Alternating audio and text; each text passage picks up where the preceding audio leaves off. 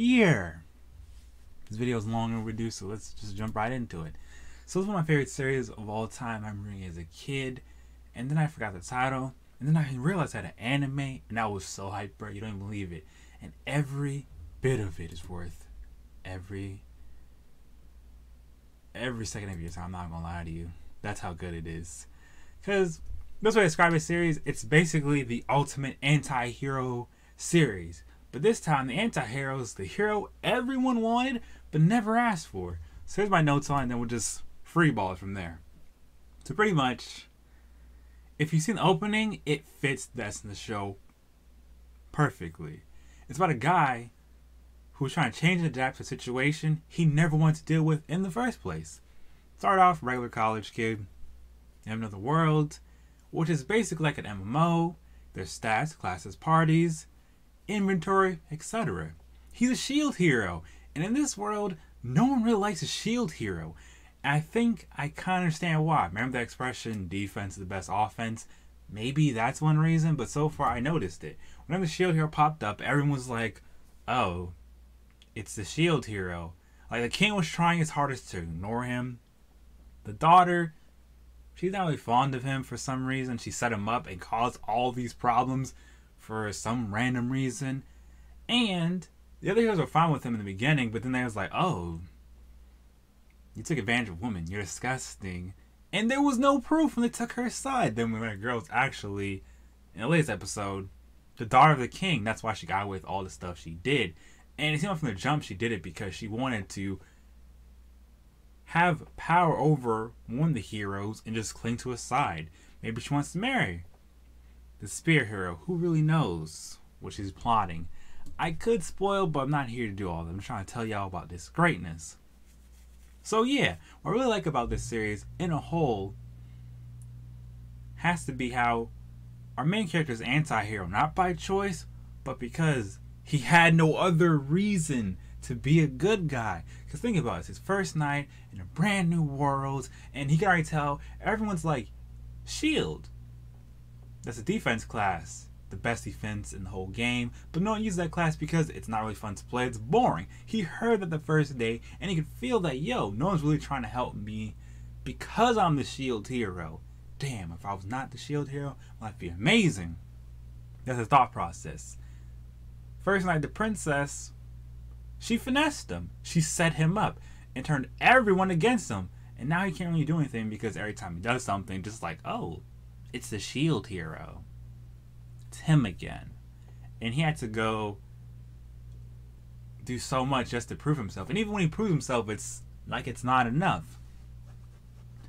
And despite all this, he plays the role of anti-hero. He's not really the good guy you come for advice. But if someone needs help and he can help, he'll help for a price. Or he'll find some bargain for it. I like that. It's give and take. That's how heroes should be. And I do understand that in this sense, this is like a new generation of heroes, and they're supposed to fight back the wave, and they're supposed to make sure that the village is safe. But if you've seen the anime so far, the other heroes, they didn't really help the villagers and protect them like they're supposed to, as you imagine heroes would do. It seems like they were fighting for the glory, and were only doing what they were told. There's a lot of information that they weren't told, such as, you know, you can take your party and spawn where the wave is. How did they not know that? It was all this other stuff. And they were thinking the shield hero because he was actually to help the villagers evacuate. Everyone else is minding their own business. And this is a spoiler, but not really. Each of the heroes have an ability that relates to their personality. Like in the latest episode, we saw a glimpse of rage. And we saw the Curse series. And I find it pretty interesting that this series, it takes a little bit of tropes and it spins them in an interesting way. Because if you really think about it, the shield hero is exactly what you imagine of a shield hero. He's supposed to be excellent at defense, but he sucks at offense. That's why he had to get the slave girl. And they were trying to say like, oh, slave girl, that's a bad thing to do. But you heard what he said. It's totally legal in this world, so what's the actual problem? It's like getting mad at somebody for gambling when it's totally legal. Yeah, it's bad, but it can be done. What's the harm? I found interesting about this series as a whole. Every single time you're like, oh, it can't get any worse. It gets worse, but over time, the same situations that look really bad weren't that bad. And I was like reading in the manga, and I noticed a lot of cool things. Then me say, wow, all in all, I really get why I call it rising of the shield hero. It's because he really is a hero no one ever asked for. And even though they act like they don't need him, he's basically the best hero in the entire series. Because the other heroes, I've not seen them done a single good deed. And people are like, yeah, those other heroes. Yes, they get hyped up, but I really think it comes down to the weapons. Because my theory is the king has this influence on the people, and he probably told them, hey, we're going to value all the offensive heroes, and you can't value the shield hero because when you think of shield, a shield can't really fight. It's not really a weapon. It's something used to defend yourself. How can you save townspeople with only defense? That's so stupid. At least the spear hero, he could save you with amazing spear skills. The other hero has a sword. Yes, a sword can do a lot of crazy things. Another hero has a bow. You're protected by those offensive items. But anything else, leave it alone. Not worth your time. I feel like he gave him that type of brainwashing. Not brainwashing, but he kind of gave him a speech. Because as we go through the world, we notice a lot of people have this bad misconception of the shield hero. And the thing is, they're not seeing him as a person. They're seeing him as the target, the bad guy, the enemy. And I think that's how the king's been ruling this country for a long time. He had to do something because the way the story is so far, something doesn't add up. If they always get new heroes, right? Like, you know, they get summoned, they get the 4 weapons. Why I feel like, in a way, the king already has his favorites. Like, he knows, oh, I'm going to like the spear hero. Yes, I'm going to love the sword hero. Yes, I'm going to love the bow hero. Bow shield hero. I don't like him. Almost like he always knows that the shield hero always have a certain type of personality. Because this feels weird that his daughter magically knew what hero to target. Almost like it was planned. And the rule is, they only get new heroes, they have to kill all the existing heroes. They all have to die off. All 4. It can't just be 3 die and 1 remains. They all have to die. Meaning, even if the king wanted to get rid of the shield hero, he has to get rid of all of the heroes as well. And I found interesting about it, the shield hero did what the other heroes were supposed to do. Be actual heroes. Now, I don't understand he's supposed to be the villain, the anti-hero, but I like the way he handles the situation. If you're in a brand new world and you don't know what's going on, you gotta do whatever it takes to survive.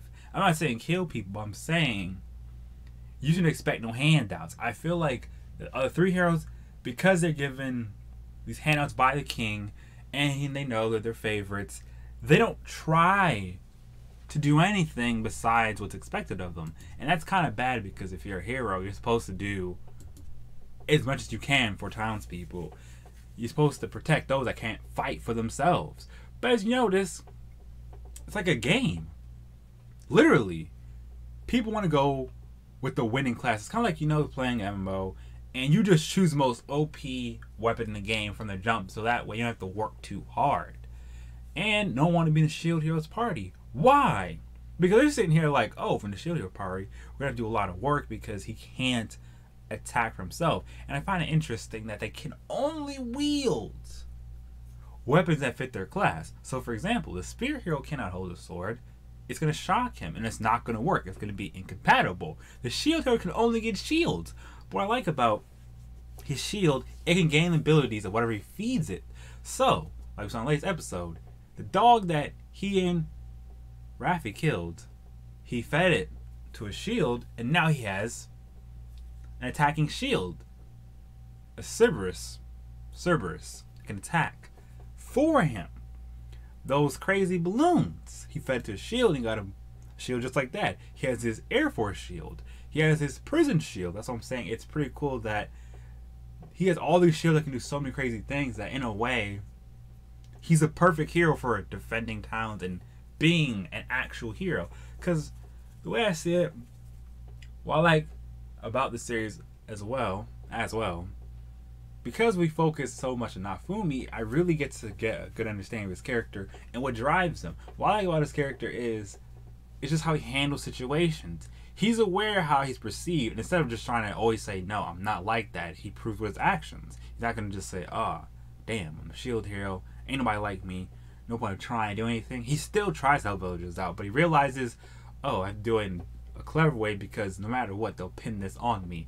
I can't just expect them to do anything for me for free. I always got to give them something in exchange. Like, a lot of times villagers like, hey, thank you. And he's like, you don't have to thank me. I just did what I was supposed to do.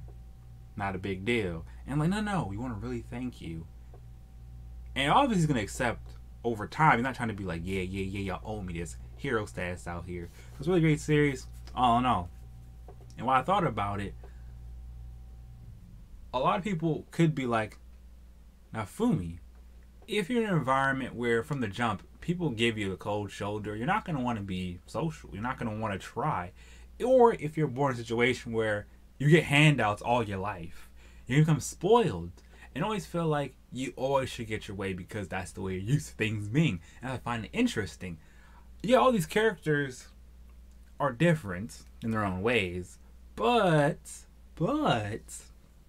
I'm glad it shaped up the way it is, because I feel like they were all gonna go through a similar transformation like Nafumi. I wouldn't like it, because if I was them, if I became the sword hero, I'd be like, oh yeah, like swords. Imagine you don't like bows and the bow hero. How do you feel about it? You can't swap with the spear hero or the shield hero. You're stuck with whatever class you've got. So I think it'd be interesting if there's going to be like a side story or have an episode where it focuses on the other heroes and we can see how things went on from their perspective. I know there's supposed to be a side story that focuses on the spear hero, and he was in a way trying to stop Fumi from being who he is currently, but that didn't really work out so well. But I hope they can give us a little taste of that, like show us other heroes what they do in their spare times, show them leveling up, all that cool stuff. We saw a little bit in the first episode, but it wasn't really a focus. It was just there to be there.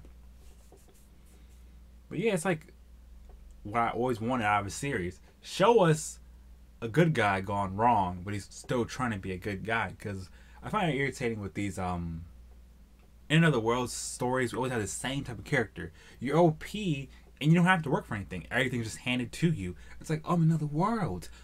I can just one-shot everything. Yeah. This is it. It's hitting. That's why I don't really like a lot of MMOs. That's why I don't really touch isekai genre a lot, because I'm not trying to see the same story every time. I'm trying to see struggle. I'm trying to see people go through the motions and have to climb to the top. Even if they're at the top, there's still so much they can do. Like with Shield Hero, he's constantly reminded in every episode that no matter what I do, I'm always going to be the villain. No matter how many times I want to relax and enjoy the moment, enjoy the scenery, the food, all that stuff, I can't do that because they're always looking for a way to put me down and make it seem like I'm the worst person ever to exist. And I hate that feeling. And after seeing him go through all his struggles, I feel that, bro. I like it. He's on guard because he has to be. There's no other option.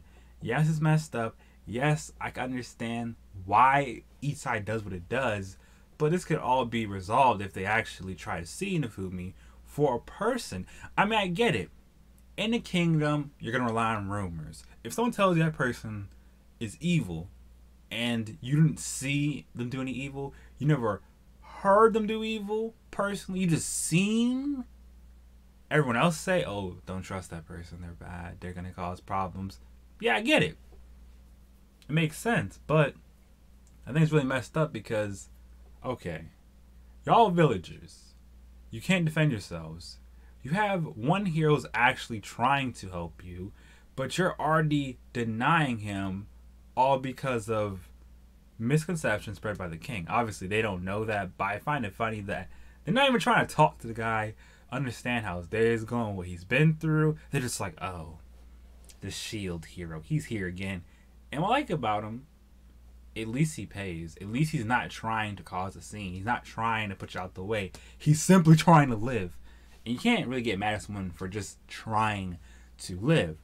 In the latest episode, it really showed off that, yeah, y'all really brainwashed because, yes, I understand slaves are bad in any context. But in this world, it seems like they don't like demi-humans because look what that princess girl was saying. Because she was a demi-human. She was like, oh, trash. Like, she's still a person, and they mention it in the end of the latest episode. The reason why I don't like demi-humans, they are human-like, but the difference is they grow up as they level up. So even though they're technically grown up, they're still in their minds a child. So for example, Raffi may look like a grown woman, but she's still that little kid we saw in the first episode. So it's kind of crazy how when she was a kid, people were okay with her. Some people called her cute, some people didn't. But now everyone's like, ooh, look at her. And remember that princess girl did. She lied to say, hey, he took her against her own will, but she never talked to her. She never tried to understand her. She just wanted to cause a scene to push her agenda. That's what I kind of hate about back in those times. And even now, people's always trying to push an agenda, not really try to see things for what they are, forming opinions. But all in all, it makes for a great story because not just like the hero triumphs all. They can solve any problems. The hero can't do everything. And he's aware of his limits, his weaknesses. He's always trying to make up for it. That's what I like about him being the main character. I feel like, let's say, for example, it really was like the spear hero. We see things from his perspective. I feel like the series would be boring because he's one of those ladies, man, that he gets a lot of girls, but I don't think he claims any of them. He's just happy to have them around. And he's really close to the princess, not realizing how messed up she is. That she's a user and all that stuff. If we had the sword hero be the main character, I couldn't find it that interesting. He seems pretty boring to me and nonchalant. Even the bow hero, he seems like he's childish. Like, he's there, but he don't really do nothing. And what I find interesting about these type of series, you can really tell it in so many different ways, but the way they give you the perspective, it's an interesting one, and it holds your attention. Yeah, I get it. No one really likes to defend, but you always need a tank in video games, right? So that's what I find funny about how everyone's reacting to the shield hero being a hero. They're like, oh, shield hero. I ain't with that mo. He's boring. He's trash. No one wants to play defense, but someone has to tank. Someone has to keep everyone alive, so I don't get what's the big deal. And then the fact he tried to make shield hero fight by himself. Come on, bro. That's really petty. That's like forcing a turtle to fight a lion. What's the turtle really gonna do? That's how it looked to me. But I was happy. Nafumi learned that, hey, because I can eat things into my shield, feed my shield things, I can gain new abilities. Yes, I only can use shields, can't use swords, but at least now, as things currently stand, he has ways of fighting back. But what makes me kind of sad is like he can throw his shield as a projectile, so it's like he's physically stuck to just defending. Crazy. So, as of this recording, there's 4 episodes out. And I'm really enjoying it. It's going to have, I'm pretty sure, like 24 episodes. Let me double check. 25 episodes. So, a lot of juicy stuff. It's based on a light novel. So, And according to AnyList, it has an 80% score for its average. And it's mean, so it has to be good. A lot of people have dropped it. Actually, not that lot. So, currently, 14K people are watching it.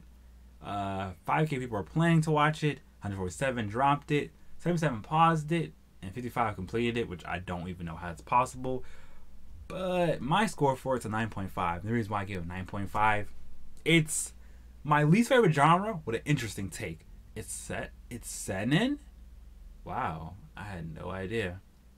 I don't really like isekai, but it makes me like isekai. It's a revenge story and an anti-hero story, but not that crazy, because like I said, here's a description for it. Uncharismatic otaku who spends most days playing games and manga by himself in a parallel universe. He's one of 4 heroes with a legendary weapon, tasked with saving the world from its destruction. However, the shield hero is the weakest of all heroes. All is not as it seems. He's soon alone, penniless, and betrayed. With no one to turn to and nowhere to run, he's only left with his shield. Now Nafumi must rise to become the legendary shield hero and save the world. So, it's in good hands, bro. It's in good hands. Normally, I'm not really a big fan of light novels, but bro, this is actually hitting. Like, every chapter gets me more and more hyped for the next episode. And despite me reading it a long time ago, it's still as good as I remember it. Nothing really makes me say, I don't really want the series in my life. It's irrelevant. No, it's really good for what it's trying to do. And I like to see more shows and series do that. Take the genres we don't really care about or we're kind of tired of and give it a spicy little twist to it. Because, like I said, my problem with isekai as a whole is you either get the broken main character or you get a main character you've seen 10,000 times, just slightly different face. And that's what bothered me. At least with Shield Hero, when I saw him, I was like, yo, yes, this is the series for me. And I kept going, never turned back. Yeah, I get how the first episode turned people off. They're like, oh, it's one of those stories.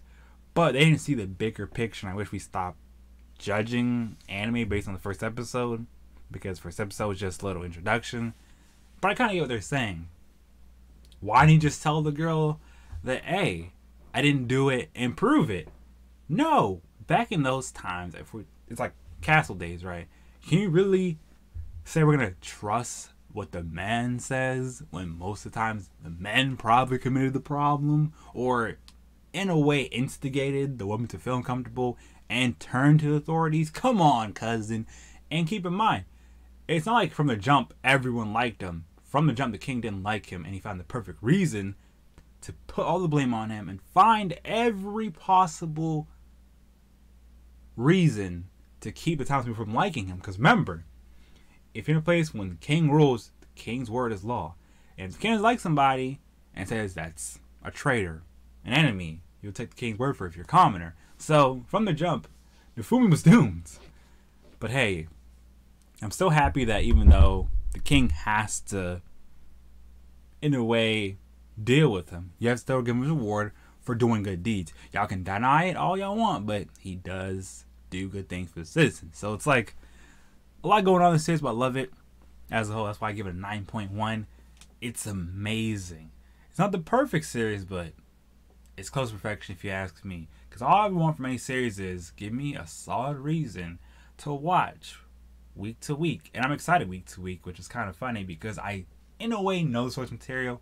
I'm on chapter 24 or 25, and it's like 51 chapters for a light novel. So that has to be a good sign. Because normally, if I'm like watching an anime, I don't really feel like reading the manga side by side or at the same time. I usually do one or the other. Like how I did with Haikyuu. I started with the anime and then went to the manga, got caught up the other day. So, whew. So what I'm trying to say is, so I'll see you on Shield Hero and give it a chance. You might give yourself a brand new series to enjoy. Hopefully enjoy the light novel. But if not, at least tell me your thoughts on how much did you watch of it. Do you care about the series? Shield Hero in a lot of ways reminds me of how I felt about Magical Index. One of those series where you just watch it and you enjoy it. And it's something you can enjoy week to week. And even though you technically would know the material if you read the light novel, the manga, you still like seeing everything in motion. And it still hits you the same way as if you're reading it. But that's just me. So, I want to know your guys' thoughts on the Shield Hero. You like it, you hate it, you're in between. You want to read the manga or the light novel, or you're just fine with the anime. If you have gripes with it, what's exactly the problem? What don't you like about it? What do you like about it? Tell me all that good stuff in the comment section below. I could really say so much more, but it's time to wrap things up. So do me a favor. If you like this video, stream, whenever you're watching it, destroy the like button. Comment your thoughts below. Share your favorite social medias. Tell your friends about the channel. It really helps. Check out the Patreon. Join the Discord. Follow me on Twitter and you're good to go. I could really say so much more, but my squad needs me.